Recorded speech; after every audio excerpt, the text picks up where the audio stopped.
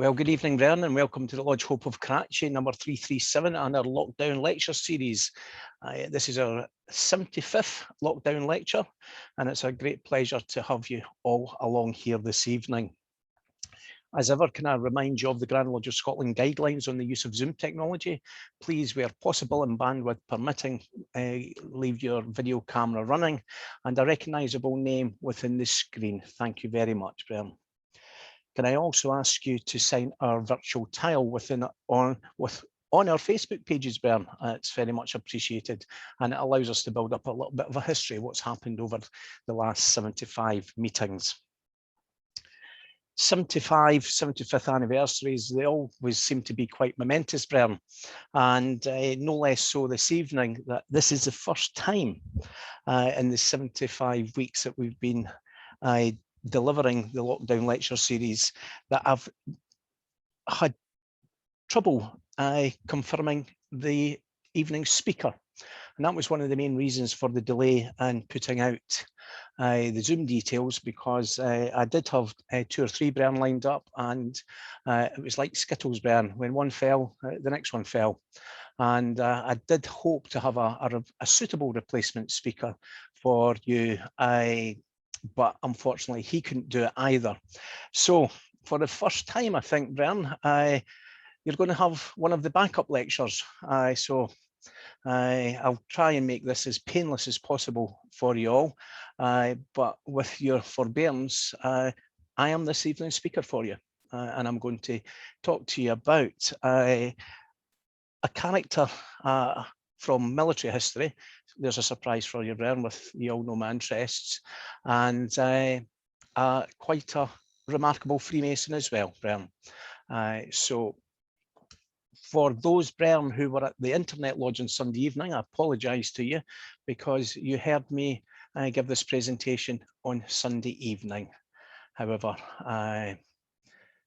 let's see if we can bring this up.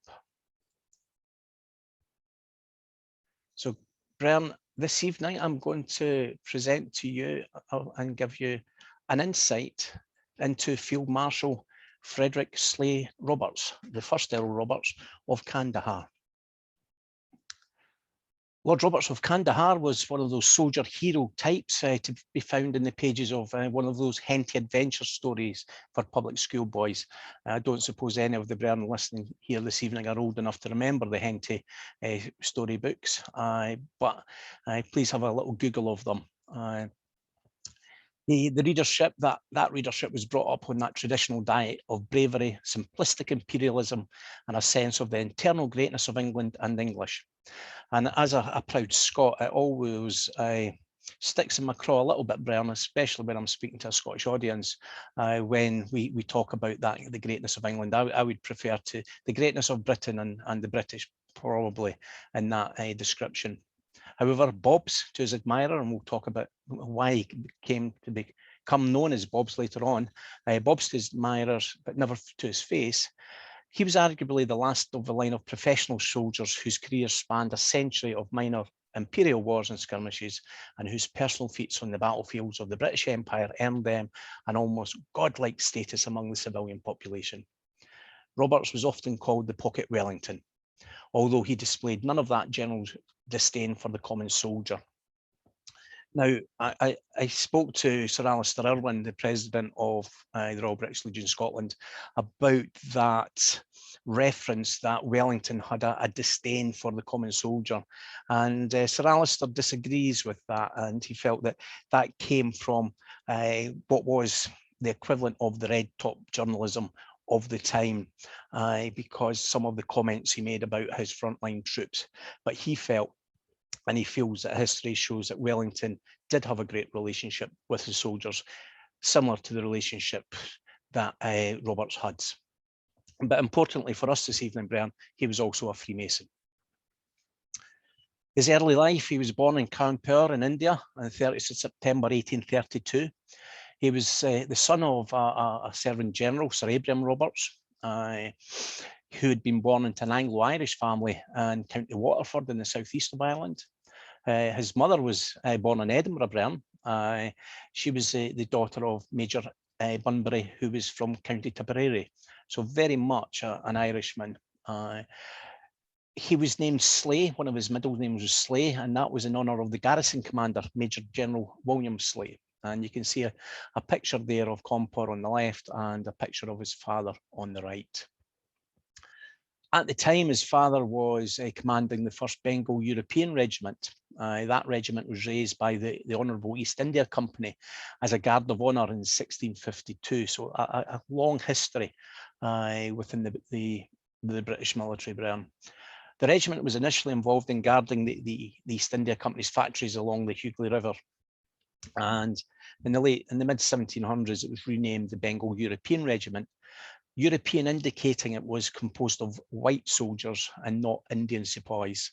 This was done by General Clive, who amalgamated the existing independent companies of non-Indian troops into one to form that regiment. The East India Company, Brenna, I assume that it's known to many of you.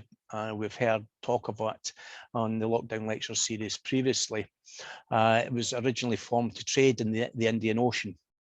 And the company seized control of large parts of the Indian subcontinent and pretty much was responsible for the colonization of the Southeast Asia all the way down to Hong Kong. The first Masonic connection I found with Lord Roberts was his uncle. His uncle was Captain Thomas Roberts, Royal Navy. He was a Mason in Waterford for many years, a local gentleman and a naval captain. And that's my phone ringing someplace, Burnham. And his son William, who was Roberts's cousin, left Ireland to try and secure his fortune in India at the age of 17. The young cousin William struggled at first. He had hoped that his uncle, Roberts's father Abraham, the general, would be able to help him get a good job out in India. But by that time, he was already supporting so many young members of the family that the favours that he could pull in were becoming a bit thin on the ground. And we've all heard the stories, Burnham, about Freemasonry. If you're in the Masons, you'll get a decent job. And this incident sort of talks to that. 3 years after he left for India, the young cousin joined the Freemasons, and it's said in the historical archives of Waterford that they believe that was done to further secure his footing in the area and hopefully elevate him in local society. And you can see Captain Roberts's Mark Master Mason, Royal Ark and Mark Master Mason certificate there. And there was a lovely comment on the website from a more senior brother to the young cousin when he was showing his diploma of membership. And the quote goes, "I suppose by this you're a master mason, able to work well after being a fellow craft. I'm a very old mason, and tolerably high in the order, being a Knight of Malta and St. John, and a Knight Templar. However, I would advise you to be contented with a Royal Arch, quite high and dignified enough for all purposes of Freemasonry in this country. It's too apt to lead to expense and dissipation, so far as late hours and drinking too freely goes. With you, I am sure neither will be exercised to your injury. Don't let it interfere with your business or your health." So a nice little warning there to the young cousin of our hero. But coming back to our hero, Burnham, a little bit about his early life. He was educated at Eton, Sandhurst and the Addiscombe Military Seminary before entering the East India Company as a second lieutenant in 1851. He transferred to the Bengal Horse Artillery in 1854 and he became aide de camp to his father.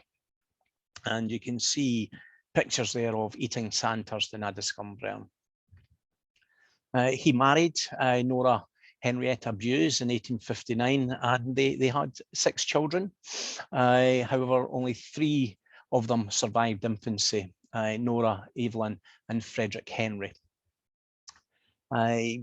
Later in life, his barony became extinct because Frederick, as I will explain in a minute or two, did not survive.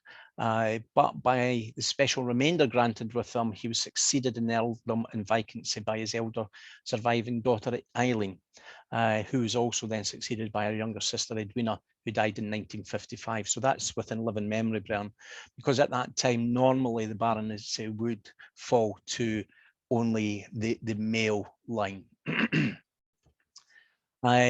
Frederick Hugh Sherston Roberts, his son, he was a member of the King's Royal Rifle Corps. Unfortunately, was killed in action on the 17th of December 1899 at the Battle of Clenzo during the Boer War. And for that action, he was awarded the Victoria Cross. And you know that I've spoken about this chap in previous lectures, Brian. The Rifle Brigade that he was part of won 2 VCs that day, and it was all for the same action. The other one was Captain Congreve, who was with Roberts at the time. When I looked at the history of the King's Royal Rifle Corps, Brian, it's a very interesting regiment, and it's got some, what I believe, strong Masonic concerns and connections. The Rifle Corps was originally an infantry rifle regiment of the British Army that was originally raised in British North America as the Royal American Regiment during the phases of the 7 Years' War in North America, known as the French and Indian War. In subsequent years and in our lifetime, Brian, it became the Royal Green Jackets, and it's now the Rifles, and we do have the Rifles here in Edinburgh, up at Drecon Barracks, and over their history they've received 59 VCs through the Royal Green Jackets. The 60th American Regiment, then, when we look back at it, had some connections with Scottish Freemasonry. Lieutenant Colonel John Young of the 60th Foot, that regiment, we know had been as early as 1736 appointed the Deputy Grand Master of Grand Lodge of Scotland by Sir William St Clair of Roslin, our first Grand Master Mason. And in 1757, he became the Provincial Grand Master for all the lodges in America and the West Indies. And arguably, it was this regiment that truly brought Freemasonry to the continent of North America. Campbell, who was the 4th Earl of Loudon, is connected to the House of Argyll, and that Masonic connection with the House of Argyll went all the way up to Ian Campbell, the 12th Duke of Argyll, who many of us will have sat in Grand Lodge with and seen up until his untimely early death not so long ago, Brian. Within the Rifles and the Green Jackets, there's a few other VCs, Lieutenant Colonel Dimmer, VC, who was a Freemason. This chap also won the Military Cross, Brian, so a very, very brave man indeed. He was a member of 2 Irish Masonic lodges, the 1st Battalion West Indian Regiment and the West African Regiment Lodge. And he also joined a Lodge 390 South Carolina. So again, a few connections there with Victoria Cross, Freemasonry, and the story of Lord Roberts. Private Edward Cooper at the time went on to be a major, a member of the King's Royal Rifle Corps, was also awarded the Victoria Cross. And he went on to become a member of St John's Lodge in Sunderland, initiated in May 29, a member of 2 lodges under the United Grand Lodge of England, and received the rank of past provincial Grand Pursuivant. And you can see him there very proudly wearing his rack of medals, including the VC. So to me, that was a nice little segue away from that, showing some Masonic connections to that lodge of his son. So back to Lord Roberts of Kandahar. The first main rebellion that he was involved in was the Indian Rebellion of 1857, where he saw action during the siege and capture of Delhi. He was slightly wounded there, and he was also present at the relief of Lucknow. where when he was the Deputy Assistant Quartermaster General, he was attached to the staff of Sir Colin Campbell, Commander-in-Chief, and that's a picture of Sir Colin Campbell. During that rebellion, Roberts himself was awarded the Victoria Cross for his actions on the 2nd of January. And he was also mentioned in dispatches for his service at Lucknow in the following March. At around that time, in common with other officers of the East India Company Army, they transferred to the British Indian Army in 1858. The citation about Roberts's VC Burnham talks about his gallantry and how it was being most marked. And it goes on to state, on following the retreating enemy on the 2nd of January at Kudagunje, he saw in the distance 2 sepoys going away with a standard. Lieutenant Roberts put spur to his horse and overtook them just as they were about to enter a village. They immediately turned round and presented their muskets at him, and one of the men pulled the trigger. But fortunately, the cap snapped and the standard bearer was cut down by this gallant young officer. Standard taken possession of by him. Also on the same day, he was cut down by another sepoy who was standing at bay with musket and bayonet, keeping off a sowar. Roberts rode to the assistance of the horseman and, rushing at the sepoy with one blow of his sword, cut him across the face, killing him on the spot. So a brave and gallant soldier as a young man. He then went on to Abyssinia and Afghanistan after having secured further promotion, and he was then promoted to Brevet Lieutenant Colonel on the 15th of August 1868, and then a substantive rank of Captain the following November, where he was fighting in the Lushai expedition out in the Far East in Assam. When he was back in Afghanistan, he was given command of the Kiram Field Force in 1878, taking part in the Second Anglo-Afghan War. And there's a fantastic photograph there of Roberts and his staff on horseback inspecting the captured Afghan artillery.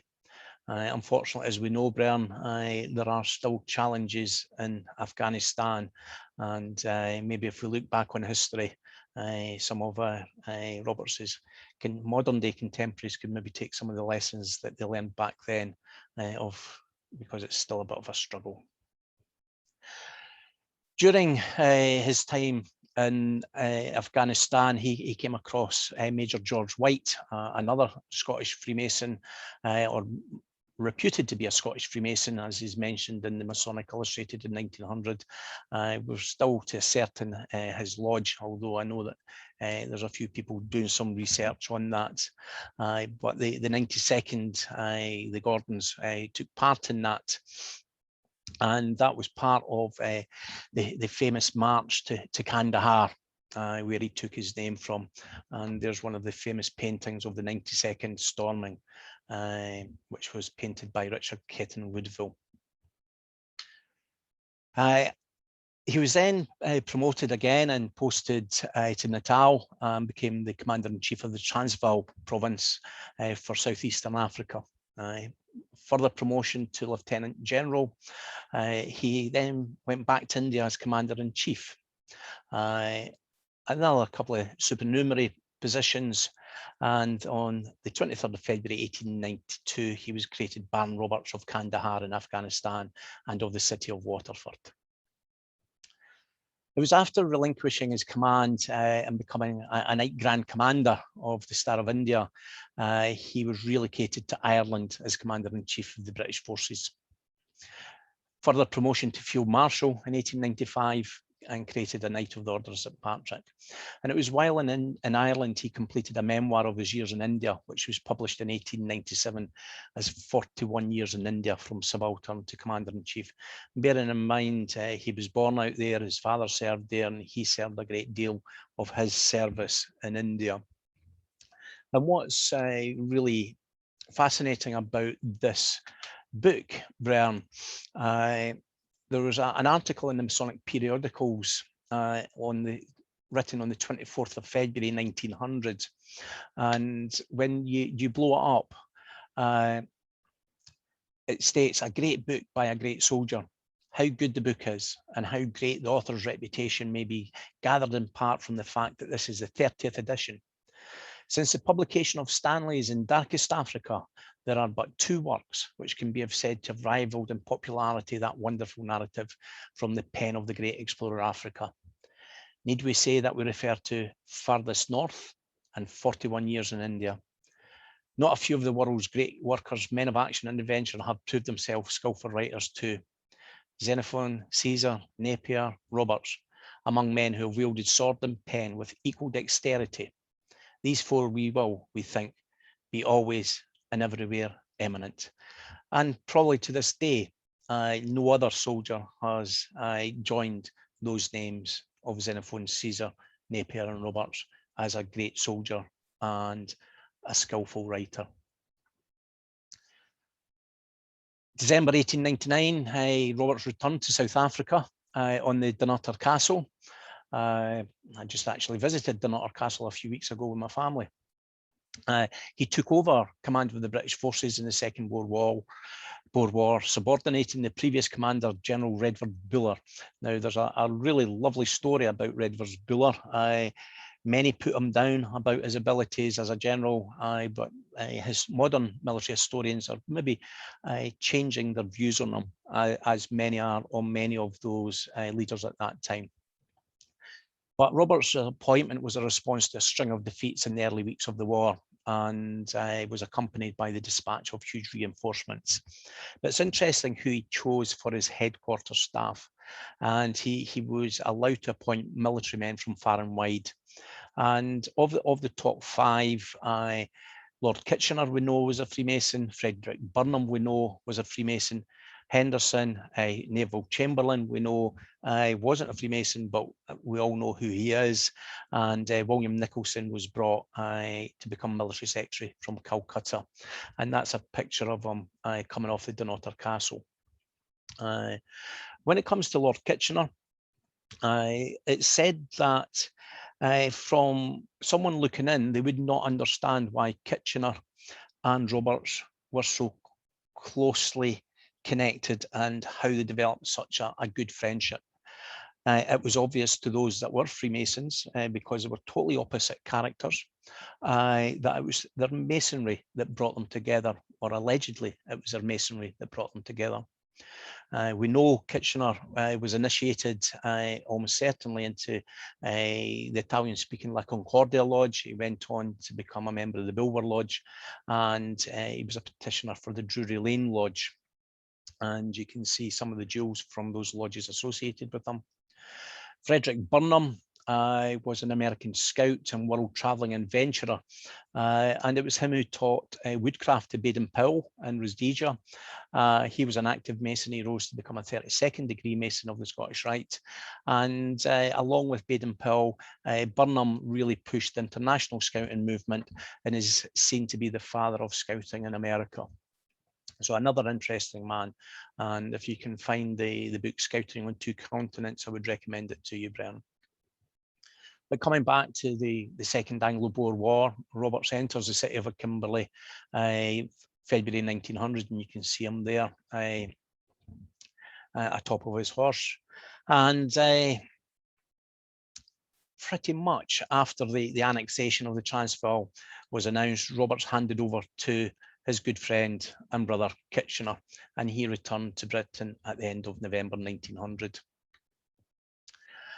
And that was pretty much the end of his active military career, Burnham, in 1900. But bear in mind, he's getting to be a rather old man by this time, comparable standards. Looking at his Freemasonry, we know he was initiated into the Khyber Lodge No. 582 in 1850, which was a military lodge founded in Peshawar.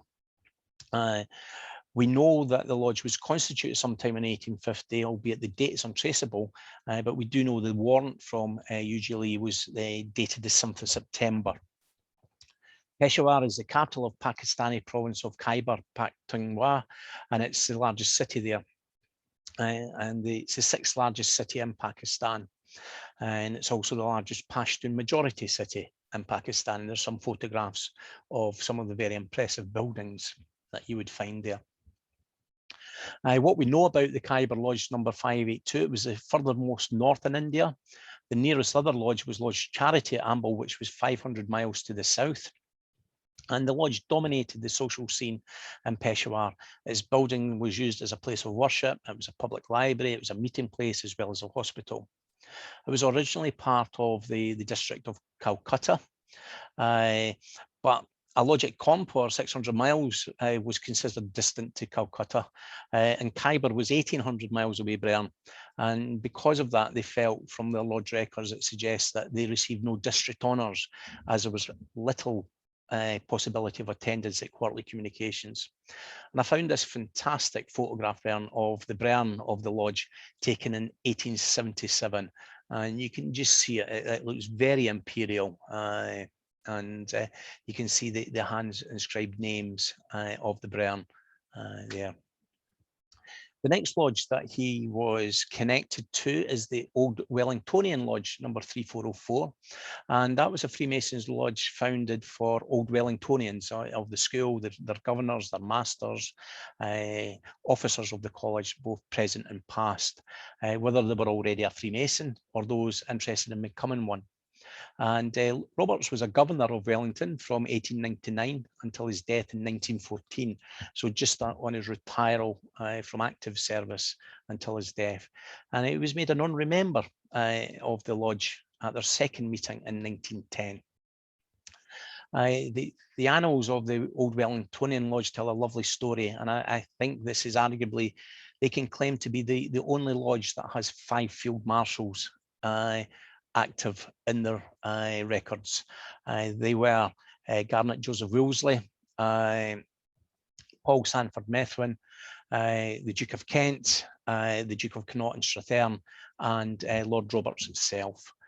So they're very proud of their 5 field marshals. And talking about the field marshals, Bern, within the Household Brigade magazine, I think this was around 1908, there was this fantastic photograph of the colonels of the Foot Guards. You've got the Duke of Connaught, the Colonel of the Grenadier Guards, Sir Frederick Stevenson, Colonel of the Coldstream Guards, Lord Methuen, Colonel of the Scots Guards, and Lord Roberts of the Irish Guards. Please note that the Welsh Guards were not formed until 1915, so I've not forgotten about them, but here in 1908, they were the 4 regiments of the Brigade of Guards at the time. And as you can see, 3 of those 4 we know were definitely Freemasons.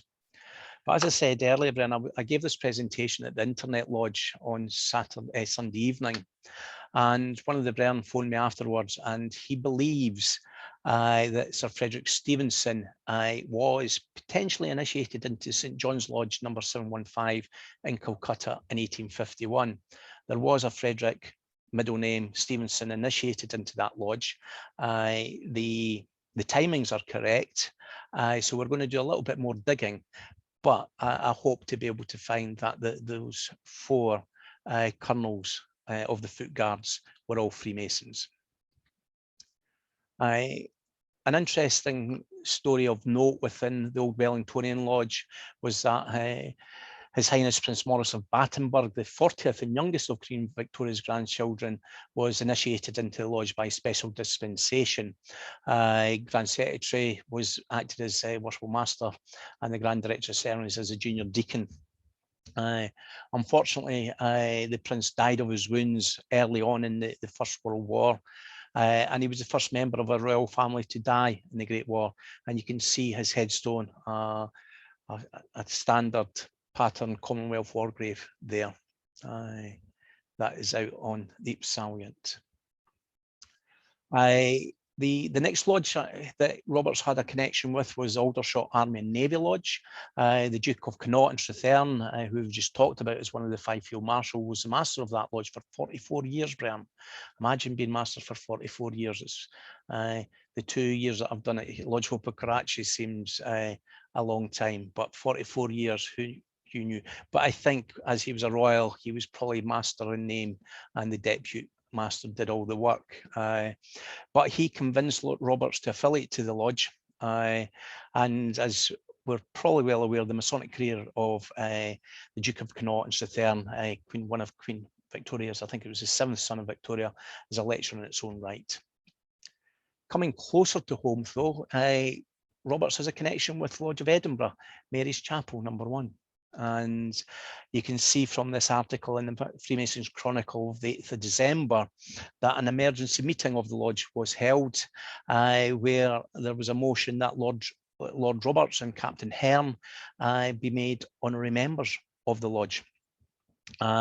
Captain Hearn was a candidate for the vacant office of Grand Secretary for Scotland, and afterwards he delivered a lecture to the Brethren in the lodge about Freemasonry in Ladysmith during the siege and in Northern Natal.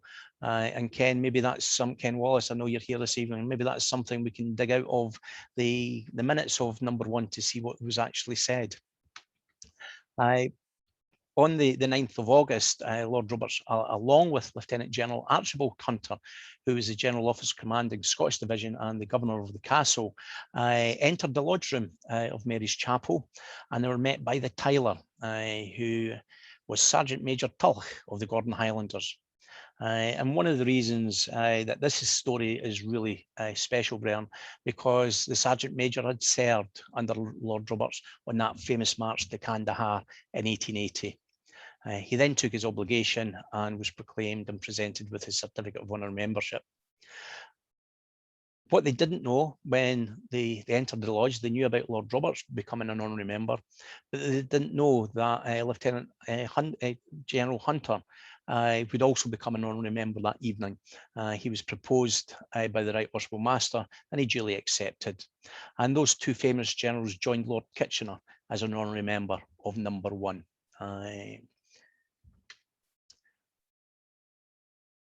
And I found this clipping of the 92nd. And I think when we talked at the beginning of the presentation about how Wellington talked about the soldiers and the differences, and the last line there, Burnham, General Lord Roberts, in bidding them farewell, said, "I can but hope that it may be my good fortune to have such soldiers by my side when I next go into action. The 92nd have made a name for themselves that will never be forgotten by me." And you can see, Burnham, of the 92nd there around the time of the late 1800s, early 1900s out in India. Lord Roberts, a lot of connections with South Africa, as we know, and the Lord Roberts Lodge number 2827 was warranted on the 13th of July 1900, and it's written in their district minutes that the District Grand Secretary reported that he'd forwarded home an application for a warrant for a lodge at Somerset West, and you can see that on the map there, just sort of southeast of Cape Town, Brian, for a lodge to be named after Field Marshal Lord Roberts, who had expressed his appreciation of the compliment of naming the lodge. And you can see his photograph in that early postcard from 1901. And this is a letter back to the lodge. It's addressed to Dear Worshipful Master. It was very kind of you and the Brethren to leave such a farewell telegram, and it goes on. And it's signed by Roberts, 51 Upper Brook Street, West London. That's the Lord Roberts Lodge Room in South Africa as you see it today, Brian. And there's also the Earl Roberts Lodge number 3151. That came into being when the regimental quartermaster Allen approached some Masonic Brethren of the 2nd London Rifles, and you can see the badges there of the 2nd London Rifles, and they decided to join together to form a new lodge. Roberts was their honorary colonel, and they requested that the new lodge be named after him. His lordship not only gave his consent, but also granted permission to use his armorial bearings as the crest of the lodge. Furthermore, he expressed his desire to become one of the founders. And you can see his bearings there, Brian, and they're also in the top corner of each of the slides. But within it, you can see on the left a depiction of a Gordon Highlander within the jewel. The petition was presented in 1905, and the Earl Robert Lodge continues to this day They do have a good web presence, Burnham, and you can see their homepage there. So as we move on from his Masonic life, Burnham, to what he got up to after his retirement as in active service. He was very active in the National Smallbore Rifle Association, which is a governing body, and it is to this day, of the smallbore rifle and pistol target. The NSRA is based at the Lord Roberts Centre down at Bisley. Many of you who have served will have visited Bisley and have probably shot at Bisley, or if you've shot in your local pistol or rifle range and you recognise that target, Lord Roberts' signature is still on it to this day at the top right-hand corner. He was also very active in the Pilgrim Society and was their first president. The Pilgrims of Great Britain and its sister society, the Pilgrims of the United States, are the two oldest and most prestigious Anglo-American organisations on both sides of the Atlantic. And for over a century, they've played a very important role in cementing the good relationships between our two countries. And they've acted as one of the principal custodians of what has come to be known as a special relationship between Great Britain and the United States. He was also very involved in the National Service League. The National Service League was a British pressure group founded in 1902. That was primarily founded to alert the country to the inadequacy of the British Army to fight a major war and to propose a solution of national service, because I think some of these senior generals were coming to the end of their service. They possibly saw what was happening in Europe, and they felt that what they'd left was not up for it. And they harried and they argued for many years for compulsory military training. The first president of the National Service League was Lord Ragla, and in 1905 he handed over the presidency to Lord Roberts. And when we look at Lord Ragla, George Somerset, he was appointed the governor of the Isle of Man in 1902. He was sworn in at Castletown on the 21st of October. And during his tenure as Lieutenant Governor, he became the Provincial Grand Master of the Isle of Man from 1912 to 1919. And the Lord Ragla Lodge was named in his honour. And you can see a picture of him as a Provincial Grand Master on the left, and his spy comment from Vanity Fair magazine, the cartoon, and there's very many of those going about of the good and the great. So as we come towards the end of the presentation, and at the beginning we talked about Bobs in the Pocket Wellington, it was his relationship with Kipling and Kipling's admiration of Roberts that really put the affection of Roberts into the nation. His connection spanned nearly 30 years with the Field Marshal, from Kipling's early days as a young journalist in Simla to the pervasive gloom of England in the early years of the Great War. For most of Kipling's adult life, he'd regarded Roberts not only as a personal hero, but also as a national hero. And to him, he was the epitome of all that was good about the traditional view of the British Army officer. And that's a fantastic photo from there of Kipling, Roberts' family, and Roberts themselves at their mountain retreat at Vernay-les-Bains. When Kipling, he felt one of his priorities manifested itself in the fact that only the subject that he wrote about, and he wrote 3 poems about our Victorian military legend. The 3 poems originated from their relationship. The first one was a general summary that was written in 1886, and that was presented really as a preface to the first edition of Kipling's departmental ditties, the stories of what happened in India at the time. He then wrote Bobs, and then after his death, he wrote the memorial ode, Lord Roberts. I'll introduce you to Bobs just now, Bern, but I would encourage you to read up and read a general summary and the memorial ode, Lord Roberts. But when we look at Bobs, Kipling's general, and when we look at the verses, Bern, and I've put here the 3 of them, the first and second verse and the last verse, and I'll read them to you. There's a little red-faced man, which is Bobs, rides the tallest horse he can or bobs. If it bucks or kicks or rears, he can sit for 20 years. With a smile round both his ears, can't your Bobs? Then here's to Bob's Bahadur, little Bobs, Bobs, Bobs. He's our Puck of Kandahar, fighting Bobs, Bobs, Bobs. He's the Duke of Aggychail, he's the man that done us well, and we'll follow him to hell, won't we, Bobs? Then here's to Bob's Bahadur, little Bobs, Bobs, Bobs.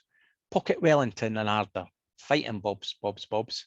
This ain't no bloomin' ode, but you've helped the soldiers load, and for benefits bestowed, bless your Bobs. So you can see the love and the admiration from Kipling to Lord Roberts in those words.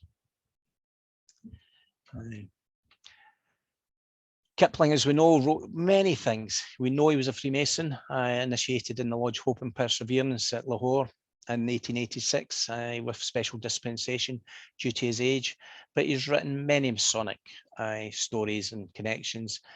Probably one of the most famous to the outside world would be The Man Who Would Be King, the famous Sean Connery film.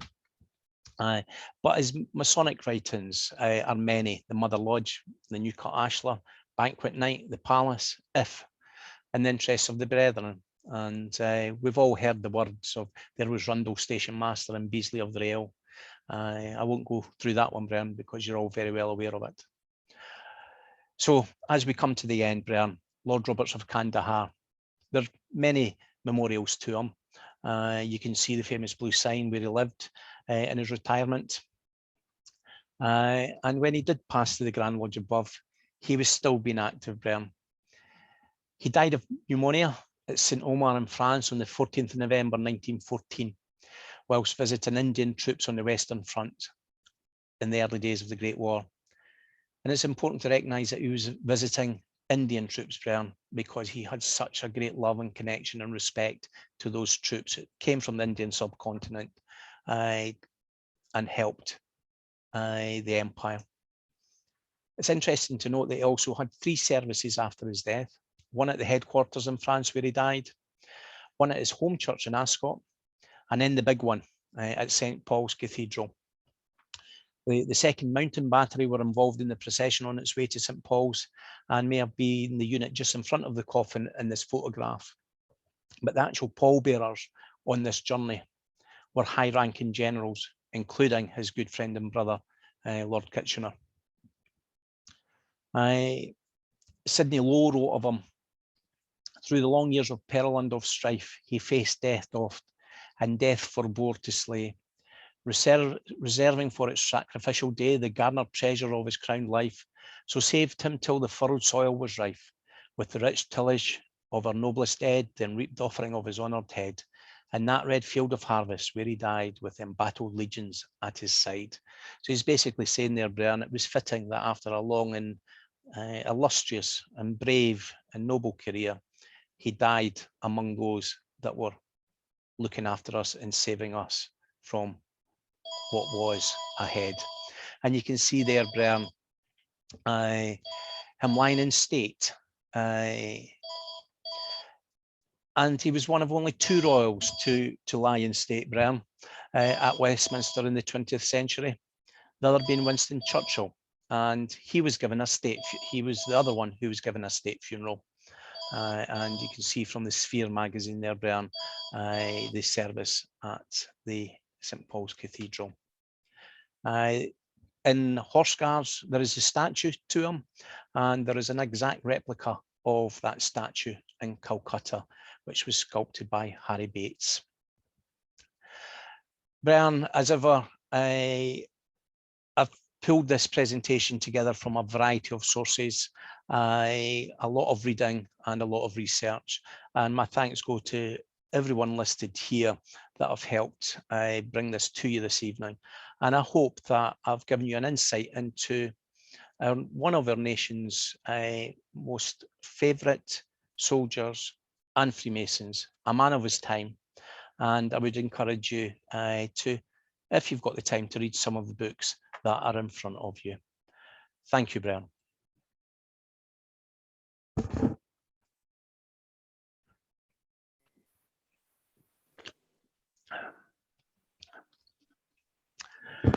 I was waiting for Nobby to say something there, Brian, but he's left himself on mute. So sorry, Gordon. Brethren, I think it's only fitting that we should show our appreciation to Brother Gordon for stepping in at this time and doing the presentation this evening, which I found absolutely wonderful, Gordon. Thank you very much. Now, I'm not sure if there's any questions, Gordon. I'm just having a wee look. Yeah, there's a couple. As an ignorant sailor, can you explain the significance of the term brevet in army ranks? Basically, if you become a brevet, it's presented to you during service. Maybe the officer above you was killed in action and you were promoted in the field to hold that. Interestingly, you don't get paid for a brevet rank. It becomes honorary at the time. It was also used as a bit of an honour as well. Probably one of the most famous brevet ranks that you will come across is General Custer, who was a brevet general at the Battle of Little Bighorn, but that's what it is. And then substantive means you become that full rank and you have the privileges and the pay, etc., that comes with that. Thank you, Gordon. Thank you, Gordon. I was the ignorant sailor, by the way. No, I know, I saw that, Aubrey, yeah. Gorgeous Paul, what are the details of the Internet Lodge? I'm keen to join in the meetings on a Sunday. Paul, I'll drop you a message about that afterwards. David Brown, yes, G.A. Henty. I read a couple of them when I was young. David, you are still young. What are you on about?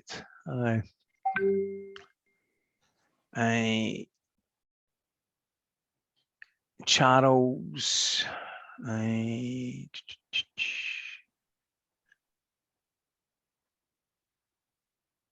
And that's just some of the, he was made an honorary member of Canongate winning as well. Ah, fantastic. That'll be Charles Stewart then. I can see the full name. Yeah, thanks, Charles, for that. I will add that into it. And Charles also talks about Kitchener.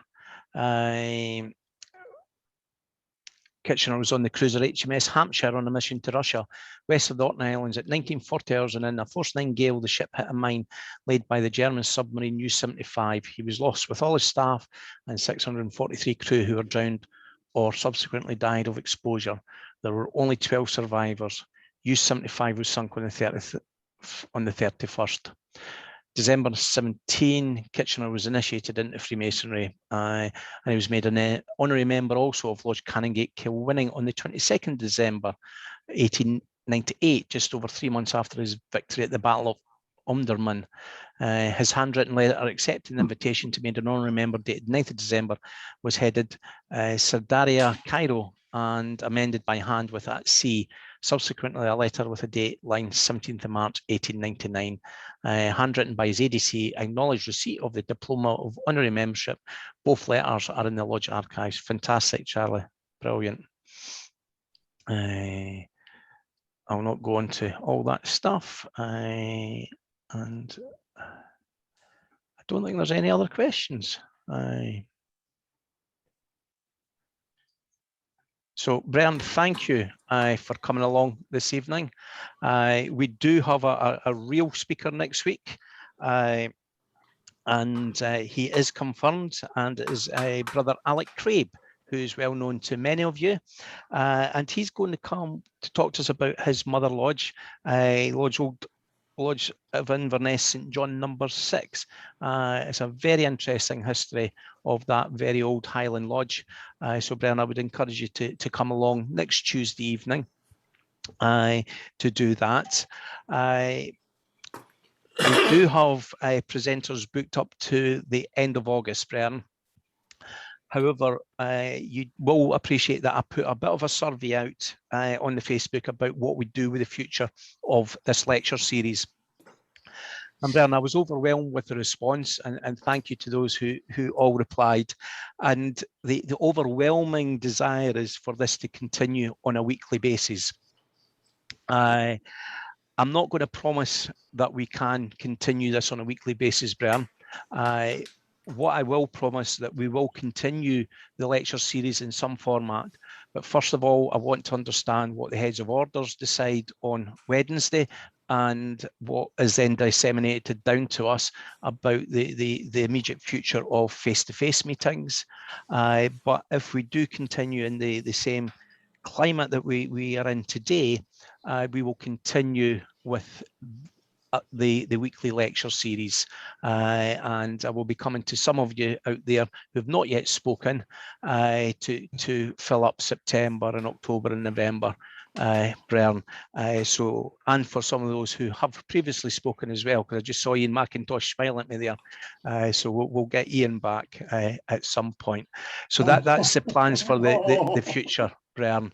It's very much dependent on what the heads of orders say, because I really don't want to take away from the opportunity for us to get back face to face and compete with lodges who may meet on a Tuesday evening. My provincial Grand Master might get upset with me taking folk away from his folk visiting his lodges, who knows, but I will put up some commentary on our Facebook pages after Wednesday, Bern, about what the future is. Hopefully you all understand where I'm coming from with that. We're only trying to do the best for the craft in general. So Bern, with that, for those of you who are very astute at choosing their football team, you've got 6 minutes to get your beer out the fridge and make your way to the He's Goal on the website or the telly or whatever fire stick you may be watching it, because if you're sitting in your houses, you're certainly not in the Govan area of Glasgow just now. But please feel free to unmute and say your good nights. Thank you, Bern. Excellent, Gordon. Well done, Paul. We'll speak to you Gordon, thank you very much. Good night, Gordon. Well done. Well done, Gordon. Thank you, Gordon. Well done, Gordon. Congratulations. Thank you, Step Brendan, reach, next week. reach. Bye-bye. First class, Gordon. Well done. Thanks, Gordon. It was excellent. Thank you. Absolutely great, Gordon. I've said it before, you're a very good speaker and you're very fluent. No hiccups in between or whatever. Checks in the post, Howard. Very interesting. Well done, Gordon. Thoroughly enjoyable. Well done, Gordon. Brilliant. A third choice. Thanks, Gordon. Thank And you. Slider, good to see you. To see you, John.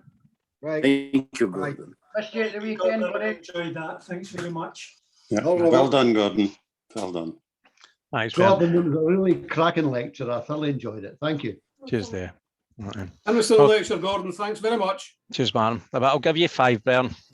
It was nice to see you could answer the questions as well, Gordon. Well done. That's because I'm not a fireman.